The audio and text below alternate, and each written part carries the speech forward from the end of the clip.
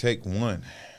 So we are back for another conversation. Conversation. Can you talk regular, please? Okay, so this was something that I thought would be good for a topic, and that is related around relationships. So That's always a good topic. I want to read something that I wrote down in my journal. Okay. So I like to write down some things that I feel help my day. And I started the day by saying the word of the day is hold yourself accountable. Yes, accountability. All right. So basically, I'm accountable for my day. I'm accountable for my actions. I'm accountable for you know, how I live, how I move. It's my fault if my day does not go well, and it's my responsibility to protect my peace. Okay, you kind of follow what I'm saying? Yes. So I wrote down some things about relationships that I thought would be a good conversation, and you can kind of spin how you want. Okay. So let me start with the buzzword of toxic relationships. All right. Very big buzzword. Yeah, big buzzword, and it's pretty prevalent in our culture today. We can look across social media, across the internet, across people we know personally, and we see toxic relationships. Yes. These are some of the things that I see that are common in those relationships: Okay. abuse, trauma, selfishness, control, guilt tripping, and frequent arguing. Okay. All right. When I look at healthy relationships, these are some of the things that I see: honor, encouragement, support, unconditional love, Okay. unlimited grace, and non-judgmental behavior. Okay. We have now been married over 15 years. I've been looking at the same person, the same person over 15 over years. 15 years. From where How we does that make you feel, Maurice? well, we ain't got enough time. From where we started to where we are now, can you talk about what you have seen? I've seen all of that you mentioned. We have been in a very toxic space before in our marriage, more times than I probably like to admit. And even though we are over 15 years in, it hasn't been too long since we've been in a toxic place, So a lot of people like to think that toxic. Let me say this: you can have toxic traits in your marriage. That doesn't necessarily mean you have a toxic marriage. That's a if good that point. makes sense, right? So you can have some of these toxic. You can have toxic traits coexist with a healthy marriage or healthy relationship. See, like I know we use the word toxic, but I really believe it's just underdeveloped. I can go with that. I think toxic, like you said, is a buzzword. Right. Right. It makes people feel woke. It adds some. It's that shock value. Shock value. Yeah. Like, oh my God, they're toxic. Like, what exactly do you mean and what makes them toxic? Right. If you ask those questions that make people actually have to explain what they mean, a lot of times they can't. So I think if couples were honest, there are some all of us have a toxic trait or two. And when we are in relationship with people, be it partnership, parentship, friendship, any kind of ship, at some point, one point or another, those toxic traits are going to rear their ugly head.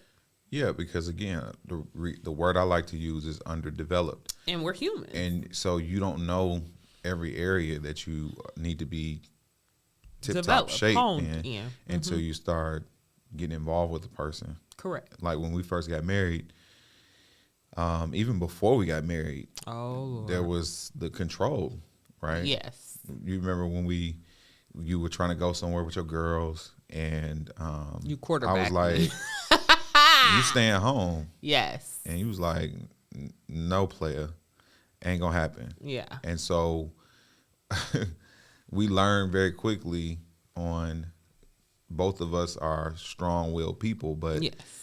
both of us was wrong, right? Because we both came at it from the wrong angle.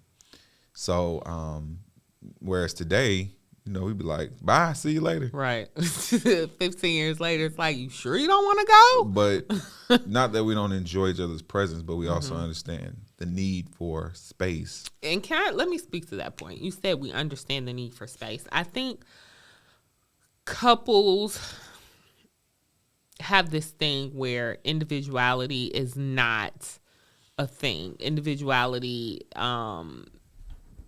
it's not able to exist again in a healthy marriage, in a marriage.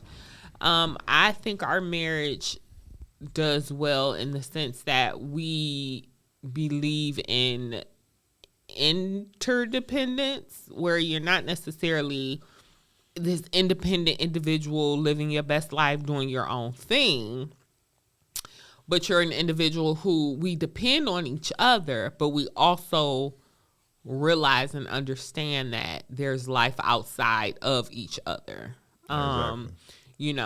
It's okay to hang out with your friends. And I applaud you because you do very well now. Now, let me be clear. That is now. Because I'm more developed. Yeah, because there was a point in time where, you talked about how when we were engaged, because we were engaged. No, we were married.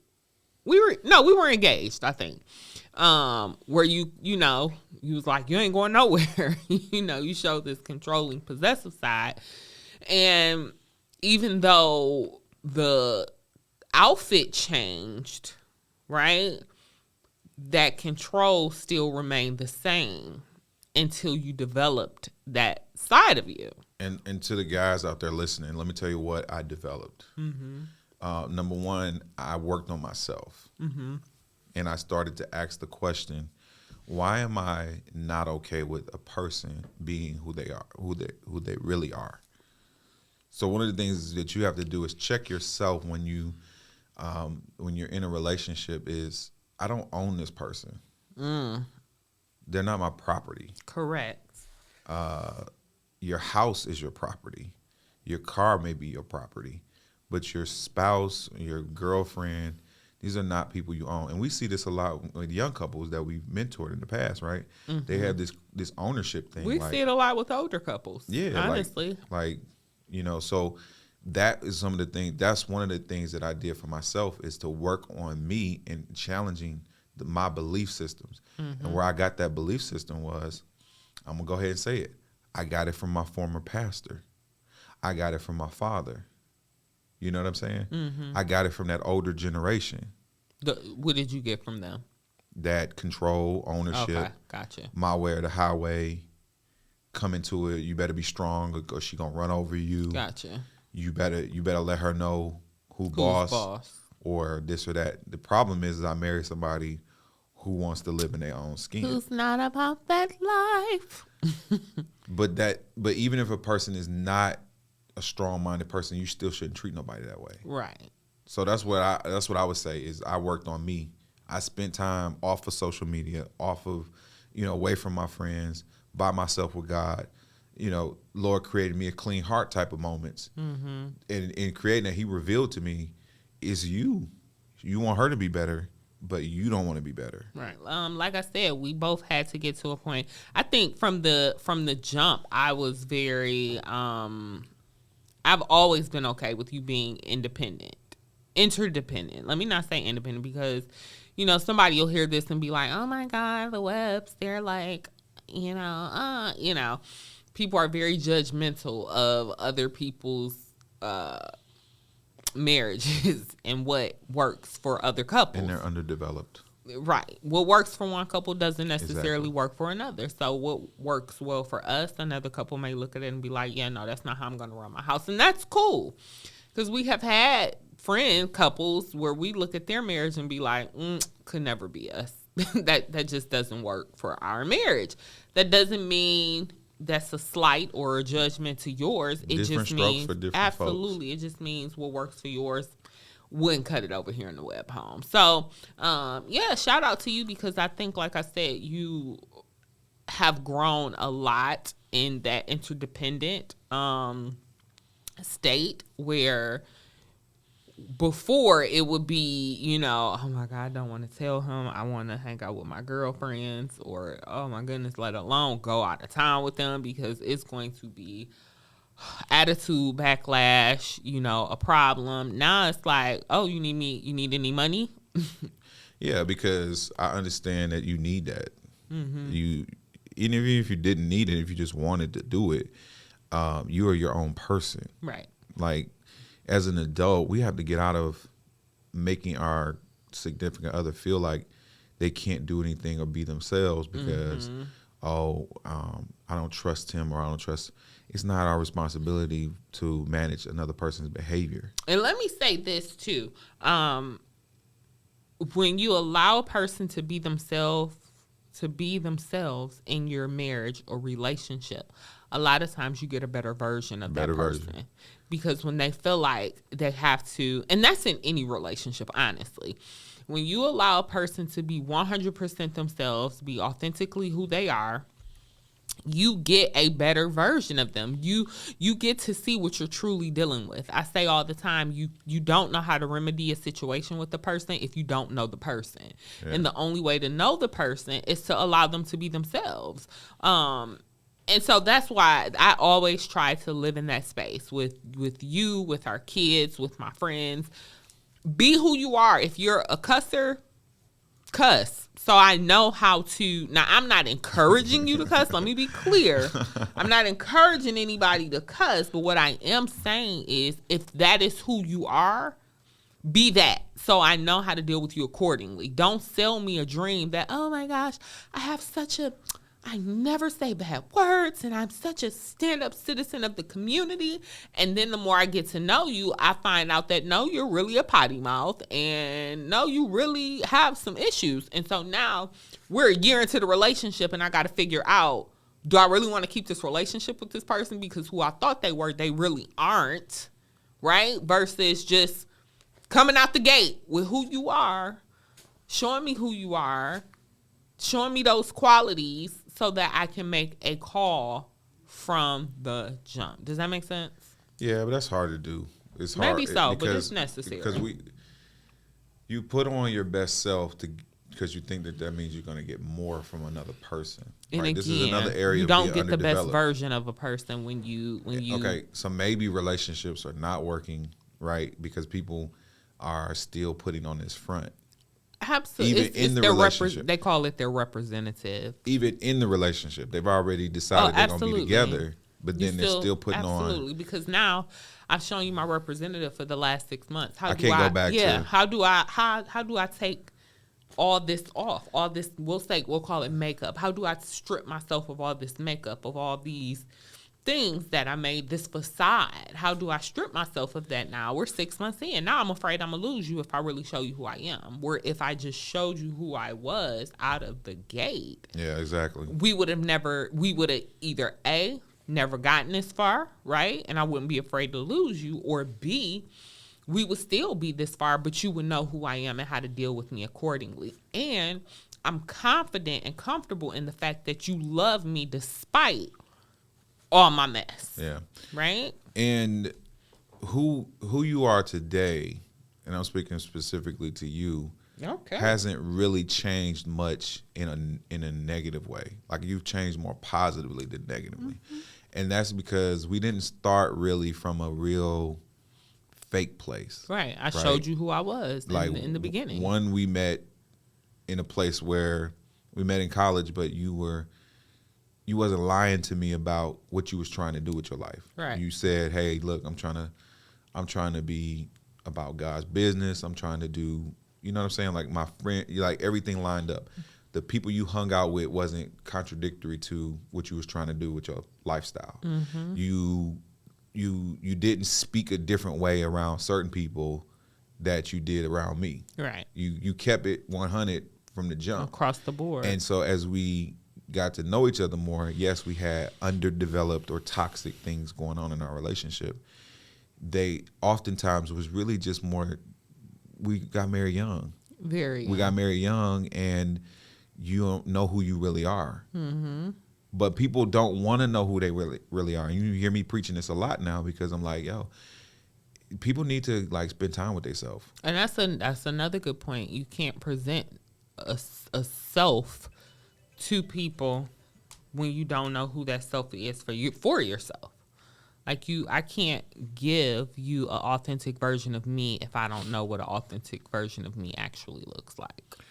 Exactly. So, as we kind of wrap up, we can go on. We can do a part 2 to this. Yes, we'll need to. But give, I guess, some advice to people who are trying to either get into better relationships, because we have people that call us and talk to us about what they want, right? Yes. And sometimes I'll tell you, like, you'll relay some things to me about characteristics or this and that, and I'll be like, that's probably not realistic, right? So could you say some things that you feel like, what's some realistic pieces that people can really grab hold to and work on? Give me that question in another way. What would you advise your girlfriends who may not, these are girlfriends, you don't even know they're your girlfriends yet, but they listening. Okay. How would you advise them on how to be in a stable relationship?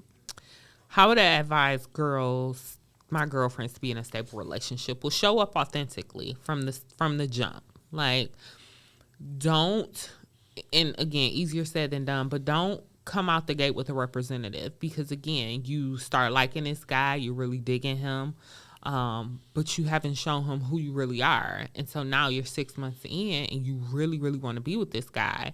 But now you have to begin to expose your true self. And what if he doesn't really like your true self? And now you have this noose around your neck for 6 months because you're thinking about, how am I going to start rolling in, oh, I really don't like that, but I've accepted it for 6 months because I was trying to woo you, but I don't really like that. And so now you begin to create, problems and issues. And so just show up authentically out the gate. And so that way you either, he loves you for who you are, and that's that, or B, the relationship, you don't waste your time in the relationship. Yeah, and I would say if you lie to yourself, you will never find the truth in your relationship. That's good. You will never find the truth in your relationship if you lie to yourself. Because the more you avoid you, the more you avoid being better for the relationship. I think that's a good one. The more you avoid you, that is very good.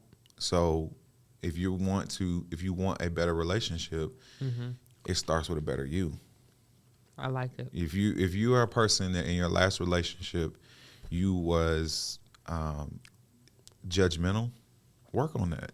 Yeah. Because when you judge somebody else, typically for stuff we do ourselves, we're just more amped to call it out for somebody else versus ourselves. You are not going to get the most out of that person getting better. Because when people feel judged, they get defensive. They shut down, for sure.